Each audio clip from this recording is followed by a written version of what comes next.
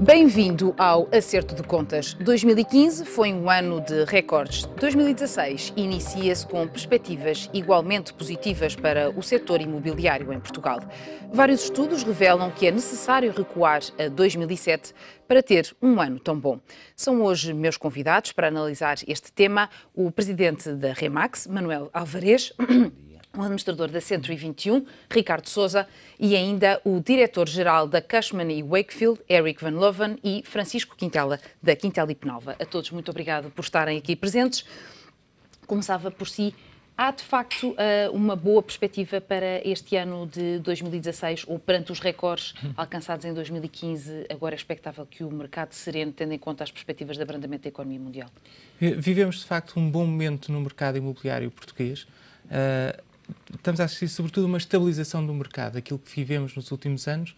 Contudo, acreditamos que devemos ser prudentes nesta análise, porque há vários fatores, sobretudo macroeconómicos, que podem influenciar, e também políticos, podem influenciar a evolução do mercado. Nesse sentido, é importante alguma prudência nessa análise da evolução.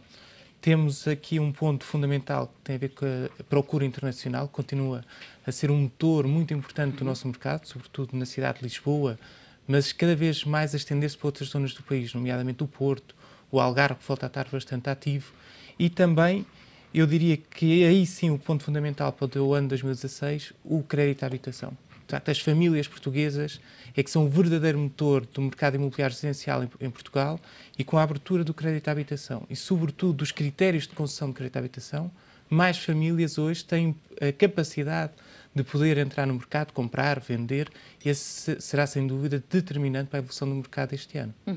Estas perspectivas que temos, precisamente, de que haja, de facto, estas alterações no crédito, de qualquer das formas, colidem com os receios que os portugueses continuam a ter de que as perspectivas possam não ser positivas e que possam vir a ser introduzidas novas medidas de austeridade e isso, de alguma forma, retrair alguns na sua decisão de compra de casa. Sim, pode retrair alguns, mas você estava a apresentar como um ano recorde, mas nós estamos longe do número de transações que se realizaram no ano 2006 e 2007. O ano passado se realizaram 160.000 vendas e nos anos 2006 e 2007 foram 300.000. Ainda estamos muito longe, portanto há percurso para a frente. E as necessidades, é uma primeira necessidade.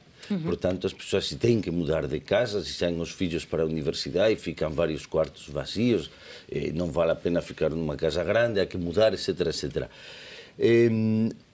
Pode esta situação económica refletir em investidores, mas não na necessidade das pessoas de mudar de casa. E os bancos estão a ajudar. E bom, portanto, nesse sentido somos positivos. E acha que, eu faço-lhe também um pouco a pergunta que fiz há pouco, para si 2016 vai ser um ano de contínua recuperação no segmento residencial? Sim, vai ser sem dúvida nenhuma,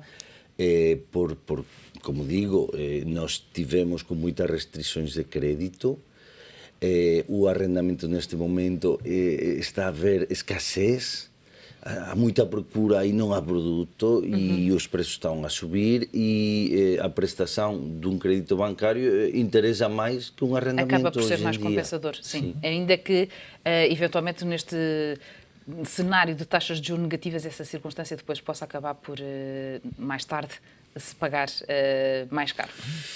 Sim. Mas, bom, o facto de escolher taxa variável e não fixa, neste momento está a ajudar. E a tendência dos portugueses, crédito variável, não fixo. Na questão da componente mais no setor mais comercial, esta questão que acabámos de ver da possível retração dos investidores é preocupante nesse segmento? Não é neste momento, ainda. Não sentimos uma retração e quando falou em ano recorde, acho que a expressão foi minha há umas semanas atrás, porque de facto no meu segmento de mercado do imobiliário comercial, 2015 fez quase o dobro de transações de 2007, e não metade, como no vosso caso. No caso da residencial, sim. E, portanto, no nosso caso, de facto, o mercado do imobiliário comercial é muito ajudado pela enorme liquidez que existe no mundo. É um mercado muito global. em que Portugal está claramente já no radar dos investidores globais, e já não só, enfim, dos tradicionais fundos alemães e ingleses. Nós fizemos transações com fundos de Singapura, de China, do Brasil, muito dos Estados Unidos, e, portanto, é um mercado muito global que não se deixa, enfim, afetar muito por pequenas alterações a nível local, embora, obviamente, o fator confiança é muito importante, mas suponho que já lá vamos.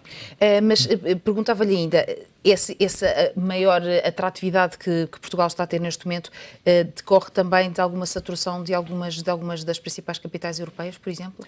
Decorre de vários fatores. Decorre por um lado, a Europa, como região geográfica, é considerado por muitos um refúgio seguro para os capitais.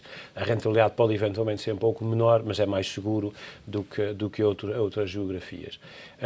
E depois, Portugal, de facto, está um pouco na moda porque oferece taxas de rentabilidade, geralmente falando, um pouco superiores a outros mercados europeus, está na zona euro, e depois há um fator, enfim, de que se fala pouco e que um investidor me referiu há 25 anos atrás, que é o fator conforto. Ou seja, os investidores gostam, pessoalmente, de vir a Portugal, de estar em Portugal, de vir, enfim, tratar dos seus negócios, que é um fator muito subjetivo, mas que não deixa de ser muito importante. Mas que é uma coisa que pesa para vocês. Francisco, no vosso caso específico, vocês são mais, comparados com a Remax ou com a Century ou com a própria Cushman, mais uma boutique, uma coisa mais de nicho. Sim, é mais um nicho de mercado. Exato. E nesse nicho, como é que são as vossas perspectivas? São igualmente positivas? As nossas perspectivas são positivas. O ano 2015 e 2014 já foram muito bons.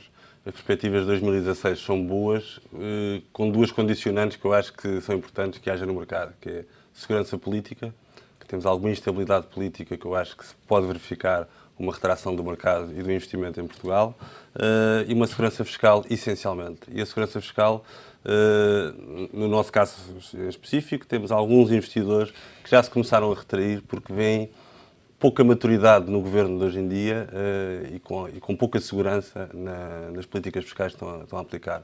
O governo anterior teve bastante segurança na aplicação das medidas. Hoje em dia não vemos essas medidas a serem tão estáveis como estavam anteriormente. Está-se a referir, por exemplo, à questão da alteração da tributação dos fundos de investimento imobiliário? Não só, não só. Mais genericamente em questão de alterações à taxa de IRC?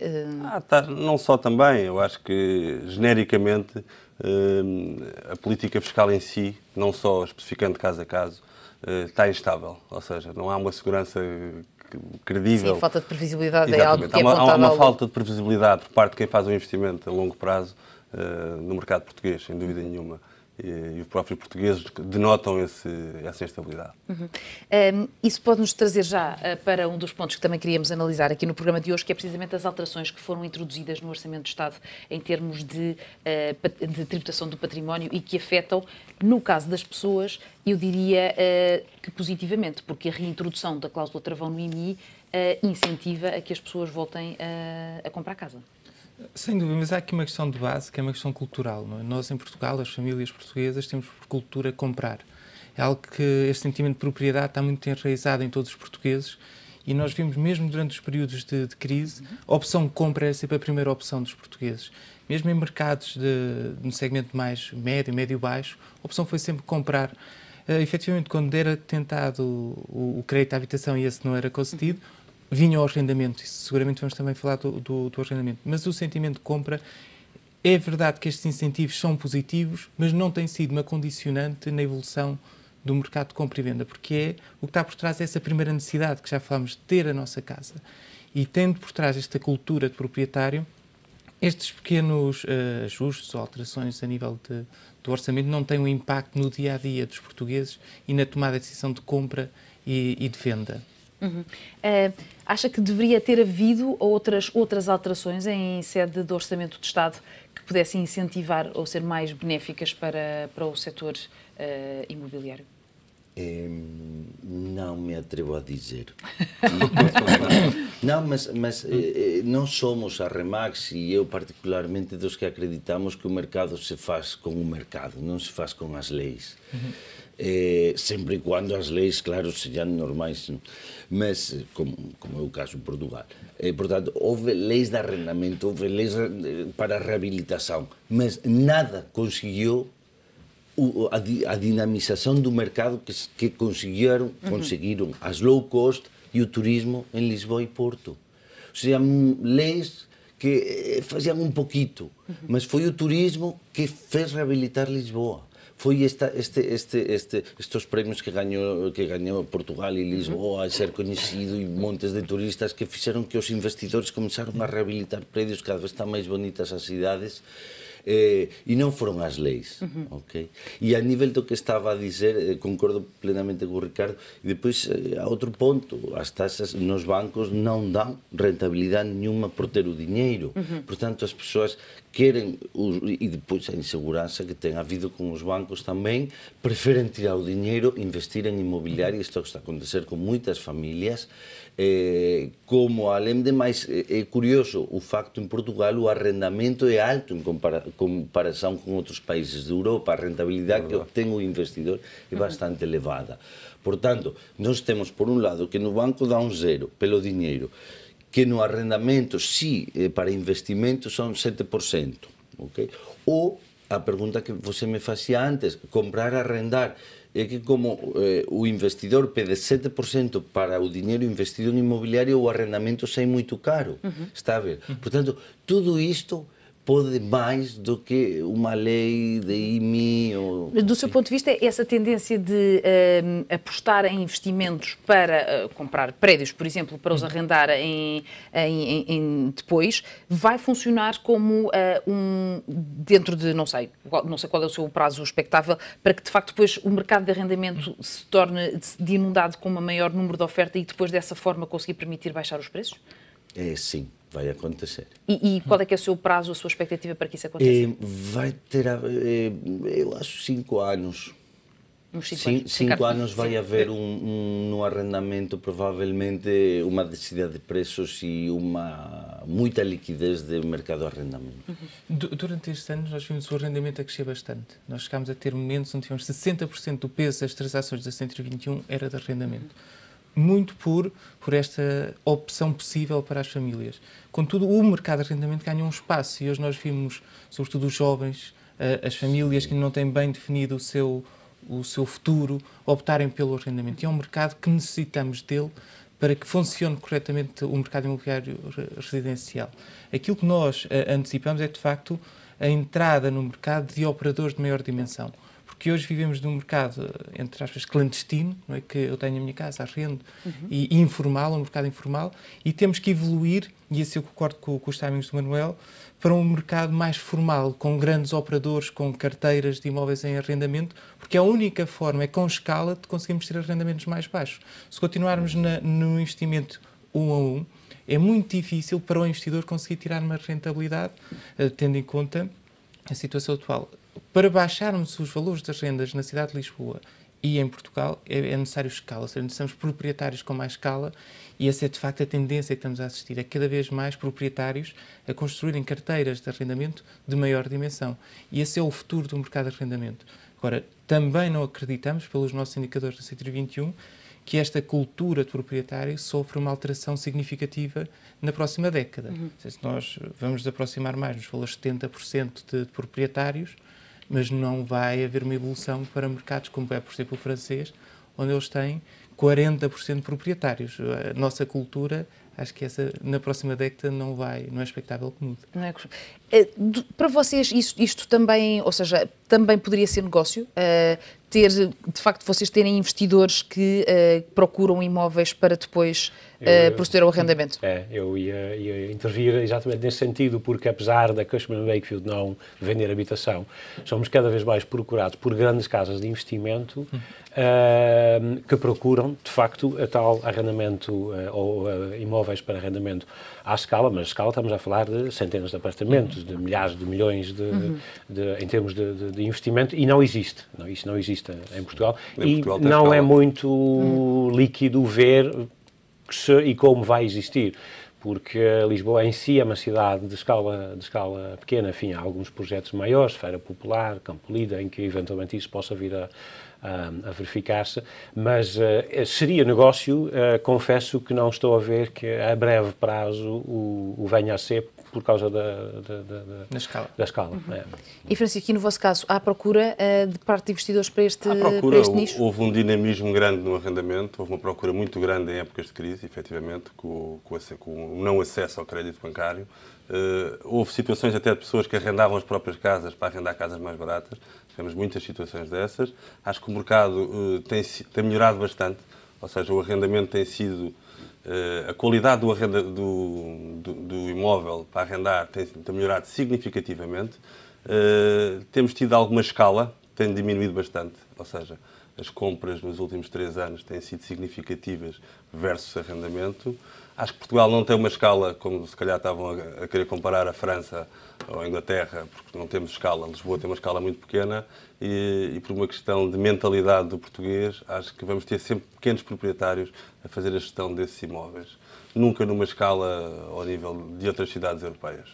E nem se poderia conceber a ideia de que o investimento, ou de que esses grupos de investidores se pudessem pensar numa lógica como Portugal é tão pequeno comparado com outros países, que esses investidores se posicionassem, por exemplo, em ter um conjunto de imóveis em Lisboa, no Porto, em Coimbra, em Aveiro, em Castelo Branco. O português é muito pequenino. Mas eu penso que esse é o grande desafio, porque de facto nós tendemos a olhar para o mercado imobiliário português e analisar Lisboa. E sobretudo nós temos uma presença nacional e na C321 já cobrimos o território a nível nacional, temos uma perspectiva de facto diferente, sobretudo no mercado residencial, obviamente que o logístico, o comercial é diferente. E há aqui há duas velocidades claras, não é? Há a cidade de Lisboa e há o resto do país. Quando falamos de mercado residencial, a dinâmica tem que ser analisada a nível nacional. E a questão da escala, eu estou de acordo, sobretudo em Lisboa, estamos com uma limitação, porque a reabilitação está a pôr a cidade mais bonita, mas também está a limitar as soluções da cidade, porque as soluções da cidade estão todas a ser direcionadas para o turismo. Aí temos visto recentemente casos que estão a pôr em causa muito daquilo que é a vida e a cultura da própria cidade. Não pode ser só hotéis, não pode ser só arrendamento sazonal ou arrendamento turístico. Temos que encontrar soluções dentro da cidade para os lisboetas e para as pessoas que querem viver na cidade. E temos que encontrar a escala, concordo com a sua análise. Na linha de Cascais, na linha de Sintra, na margem sul. Nós estamos com uma dinâmica excelente, sobretudo nos distritos, também do litoral, o que seria Coimbra, Leiria, mas também distritos mais interior, como pode ser Évora, Santarém, e o mercado, sobretudo da perspectiva do investidor que possa ter uma carteira para investir, porque aqui a lógica é as rentabilidades que estamos a conseguir para o investidor individual, procura comprar um apartamento para colocar no arrendamento, são interessantes, sobretudo comparado com a opção banca. Contudo, o português que quer arrendar é que é penalizado porque tem uma renda, de facto, não é competitiva. E para termos preços de mercado, não é muito lógico que os preços médios de rendas tenham vindo a subir. E quando nós temos, de facto, se tem que haver uma alternativa para a compra, tem que ser uma alternativa, sobretudo, economicamente mais atrativa. E só vamos conseguir com escala. E essa escala, por parte dos investidores, tem que ser analisada numa lógica nacional.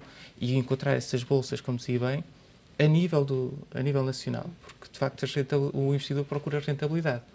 E, de facto, uma das coisas que tem bom os mercados fora da cidade de Lisboa são mercados pouco elásticos, ou seja, isso os investidores gostam, não há muita volatilidade dos preços.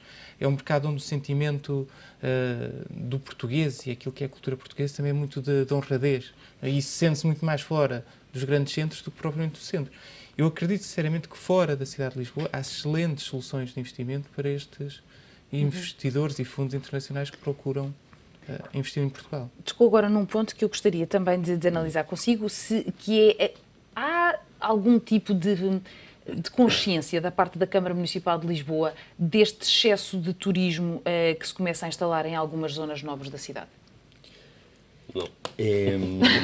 Pois não sei, mas de qualquer forma não tudo está a ser dedicado ao turismo, não. Os bairros, por exemplo, toda aquela zona de Grasa, Mercado Sapados, toda aquela zona, já porque os prédios da Baixa, Chiado e Bairro Alto já está tudo,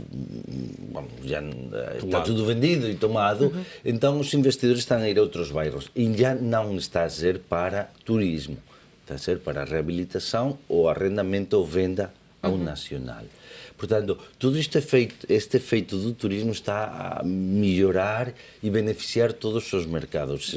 Eu cada vez estou a sentir mais a tendência de pessoas vir para Lisboa viver, porque os apartamentos estão-se a reabilitar muita coisa, também para residência, primeira habitação, e estão a ficar bonitos, e as ruas estão a ficar bonitas. E, portanto, isto, a nível nacional, é uma coisa que queria referir que o Ricardo também tocou. Às vezes, nós todos vivemos cá em Lisboa e então ficamos iludidos. Mas eu tenho cá os preços desde o ano 2010. E só no ano 2014, os preços dos apartamentos a nível nacional, média nacional, chegou ao mesmo valor que no 2009 e 2010, só em 2014. 2015 já foi superior, estou a falar de apartamentos, e não muito superior, 7% acima.